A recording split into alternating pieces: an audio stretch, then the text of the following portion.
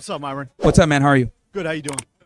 So I got a question. I was watching the video. It was debating liberals here in Miami. I am definitely not a liberal. Okay. I don't drink enough soy to be one of those fucking people. I'm trying to watch my language. I know you guys are on YouTube. I'm not. No, I appreciate that greatly, man. Yeah. How you doing, Mo? So anyway, my question is, the Democratic Party recently did a $20 million investment Turn in. his thing up. Turn up the mics, both of them, because I can. I'm not close enough. Is this better? No. We just got to turn up because the music over there. Okay. So we got you. It's not you. We'll turn it up. Go ahead. All right. So the Democratic Party put forward a $20 million proposition. I think it was called. Are you talking about the big beautiful bill? No. The Democratic Party in specific. Okay. The Speaking to American Men, the $20 million. Oh. But they put Yes. The way they put it forward, though, they did it to a DEI hippopotamus and a fucking guy yes. that looks like he's in his early 20s. Yes. But he looks like he's still lactating on his mom's tits. Yeah. No. No. I covered that. So my bad. I thought I didn't hear you say Democratic Party. Yeah. No, it's so cool. Yeah. So this is a good topic. The Democrats have lost the young men. It's yeah. over. They've lost it. Right. Like the young men. Because I've talked about this and I'll quickly summarize. All right, cool. Since like 2008, right, since the Obama era, we've seen like this rise in woke culture, Yeah. right, and social acceptance. And what's ended up happening is it's cool to ostracize and practice racism and bigotry, reverse racism towards white guys. And for a very long time, white men have been kind of like ostracized and demonized as, colonizers and evil and having all this power, whatever. Oh, yeah. So, at some point, you got a guy like Donald Trump coming in who's kind of more anti-establishment. Yeah. He wins, the election back in like 2015, 2016 against Hillary. I was shocked even. Everyone was shocked. We thought Hillary was going to win. So when he won again, because I think the Biden administration was basically just a third term for Obama, I think that signified that men in general and young men are tired of being like, having the finger wagged at them and like, you're a bigot, you're a misogynist, blah, blah, blah. And the left has completely lost them, the young men, completely lost them. And another part of that too is like this inclusivity that they're trying to do and this progressiveness, right? I think you got a big problem when people like Hassan Piker are your biggest advocates. That's like people don't identify with guys like that. Painting their nails, men typically don't want to do that shit. So Yeah. the problem with the Democratic Party is that it ostracizes masculinity. So the Republicans tell you to embrace your masculinity. The Democrats don't. They tell you to be, super accepting of everyone. And quite frankly, that's just ludicrous, right? Wait, so you're telling me David Hogg isn't the answer to all their fucking questions? Yeah. And they bring in, you mentioned that hippo that they brought in. Oh, God, yeah. That in itself proves that the Democrats are completely out of touch I know. with young conservative men. Completely out of touch. Yeah, not just conservative men, just Yeah, men in general. yeah. Not even white men, just Men in general. Yeah. So my question was going to be, do you think it's actually going to work? And obviously you think definitely not. Dude, But- honestly, I think the Democratic Party is cooked for at least the next 1 or 2 election cycles. They need like an Obama candidate to come out of nowhere and basically change the party. They would need like complete reform, dude. Like Yeah. they would need like complete reform where they're no longer, because the thing is, they've always used the man kind of as like the useful, enemy to unite everybody, because typically Democrats, politic on like social issues, abortion, shit yeah. like that. But when you campaign from that position of we're victims and we're going to go ahead and help you guys, you have to have an enemy. Yeah. And they use successful men a lot of the times as the enemy to push their agenda. They're more into race politics, abortion, social crap. Yeah. Which And women love. Using successful men, though, it's also helped Donald Trump realize that, all right, they're going to use me as the enemy no matter what. So Yes. let me take every 80 issue there is, let them fight on every 20 issue, that the 20 side of whatever issue it is, and it's just digging a deeper hole for them. But my question to you is, what do you think that they can do to capture more of that younger man vote? Like, if you were in their shoes, what would you do? New party. At this point, if they want to bring in the young men, they're going to need to make a new party. I think the Democrat, they're going to need to lean on the libertarians, is what I think, and form some new party there. But like, Democrats now, as we see them, they're cooked, bro. Yeah. I don't see them winning over the young anytime soon. No, I agree. Yeah. I agree.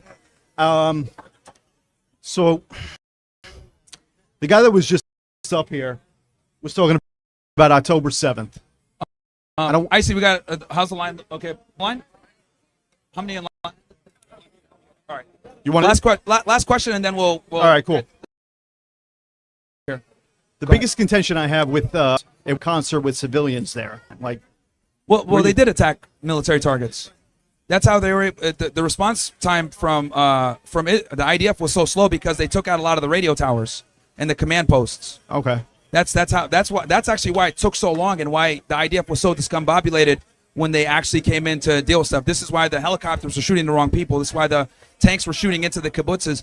Like one of the first things they did was take out all the communication towers. okay, all right. Yeah, but regardless, I want to be clear. Like, you know, the attack on civilians is never acceptable, right? Yeah. Like, I'm very anti-violence, but I think you can understand something while also not agreeing with it or condemning it. And in my case, like, I understand why they did what they did, but it doesn't make it right. You know, I think the loss of innocent life in any circumstance is a problem. But it just so happens a lot of times that Zionists don't care about life unless it's Zionist life, not Palestinian life. Yeah, I think collateral damage is inevitable in a war, but yeah, It's just the ugly reality of war, unfortunately. But agreed. yeah. All right, thanks. All right, brother. No, good talking with you too. How you doing, Myron? What's up, man? I'm Donnie. I just moved here from Philly about 2 months ago. I attend the Chaplain School of Hospitality and Tourism at FIU. Pause up. I just wanted to speak on a couple of things. No, you good. You good. Oh, but I just want to make sure it was good. One of the things was the your thoughts on Margaret Sanger and the eugenics movement and how Why that. it's coming. You're kind of muffled. Oh, my bad. Sorry about that. I was saying your thoughts on Margaret Sanger and the eugenics movement and how that some of the ideology could be involved with the What was the name you gave? Margaret Sanger and the eugenics movement. Oh, man. I'm still reading up on eugenics a bit, man. So I don't know. Like, it's not my expertise yet. Understand. It's something that I am looking into, but like, I'm not an expert at it. Okay. So I'm kind of still learning. From just what you've been reading, do you think some of the ideology could be a part of some of the feminist movement? Well, what I was looking at was more along the lines of race realism, right? Like IQ levels based on where people are from in parts of the world and stuff like that. That's what I was looking at. But I mean, when it comes to feminism, can you like specify the question? So basically what I'm trying to get at is, do you think this whole like women should be equal to men coming out of the feminist movement has to do with how Margaret Sanger created Planned Parenthood with giving women the option to be able to abort their children and stuff like that?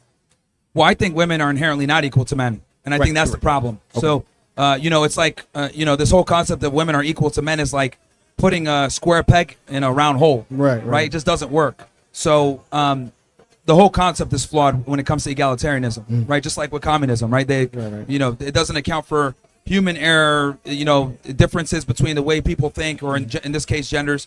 So I think they're inherently not equal.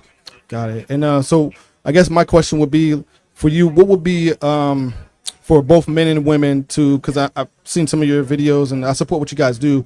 I think it's very important to tell the truth about what, as human beings, what we need to do to move forward in our lives. What would you suggest for men and women to do to be able to bring back this foundation of having the man and woman together and be able to build a family? I think men have to be meticulous in the courting process and find the girls that are actually worthy of that.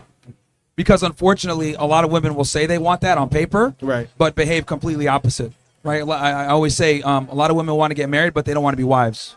So I think men, it's kind of more the burden is on us to find that girl and lock her down if we find her. But I think kind of just going out and hoping, like, yeah, let's just go ahead and turn all these girls into traditional women. It's not going to happen. Right. At least in the United States. No, I understand. Yeah. And my last thing is, so what do you think as a man we need to do to be able to bring out the best in a woman for a long-term relationship? I think step one is she's got to understand the hierarchy. She's got to understand her place that you're the boss. What you say goes. Obviously she can give her opinion on things and you can bring that into consideration. Right. But you are the decisive leader on everything that matters. If you want to delegate certain responsibilities, that's one thing. Yeah. But I think I think step one is understanding the hierarchy, where that's very difficult for a lot of women to figure out because a lot of women come into relationships saying I'm a 50-50 partner. And I think that in itself is problematic. Wow. All right. Well, I appreciate it, man. Thank you. No worries, man. Thanks. Hello. Hi. Oh, sorry. Hi. This is very tall. I'm very short. Thank you. Perfect. You got a Thank big you crowd so out here, much. man. Nice. My Hi. name is Sarah. I am so sorry that I don't know who you are or what is going on here. No problem. Just some So, guy with a microphone. bring it in with zero context, zero knowledge. Just wrap that in Sure. your bubble. What do you think about the sign? So that was actually my first question. Is Sure. Why do you feel like you have to make this statement, and why do you feel like you have the power to make this statement? About why women deserve less? Yeah, like what compels you to talk about this so strongly on the street of Miami? Yeah. I think we have a simp problem. Where A simp problem. yeah, we have a big simp problem. Oh wow. Okay. So, lots of guys, don't do their due diligence and make women earn courtship and relationships and, put them through their paces. And I think, it's caused a lot of problems for guys because I don't think men are aware of the fact that, like, women have changed significantly over the past 60 years. And being a chivalrous gentleman might not get you as far as it did maybe 60 years ago. Being a nice guy simply doesn't work in, modern day dating because the reality is women, make no money now. So just being a provisioner isn't enough. Well, I don't know if I necessarily agree because women are coming into new roles that they didn't come into 60 years ago. So I agree with that point, but we're still not making the same amount of money and we're still not able to achieve the same roles. So Yo, turn her up, guys. I agree. Can we? Because I can barely hear him as well. Turn so that'd him. be great. Yeah, Thank you turn so it up. much. Because that music, bro. All right. Thank Sorry. you so much. So I completely agree that 60 years ago, women had completely different roles than they do nowadays. But we're still not making the same amount of money. And the way that men are treating women nowadays does not reflect that. And also women don't make the same amount of money that men do. So I don't see how that narrative that you're putting out here of that women are creating careers for themselves, absolutely, as they should. Still not making the same amount of money, still not being able to do the same things that men are doing at the same rates, and men are becoming more horrible than they were 50 years ago, 60 years ago. So I don't see how there's a relation. Well, sorry, it's very loud, guys. Well, the thing is this. So you mentioned a lot of things there. So your main disagreement is that my opposition to women entering the workforce? No, so sorry. So Because it's really hard to hear you. I'm sorry.